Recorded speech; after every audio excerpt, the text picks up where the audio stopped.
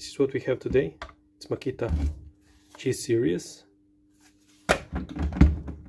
The difference between this and LTX model is in the pins.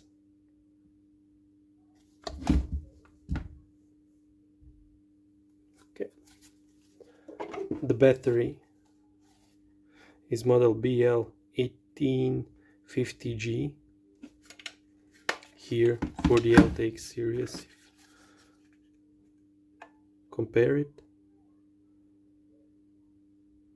Plus and minus are pretty much similar.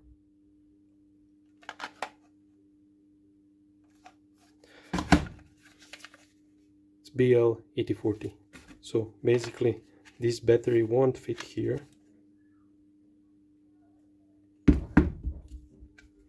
So that's why I made adapter that will allow us to connect Einhell power exchange batteries to the Makita G Series tools. So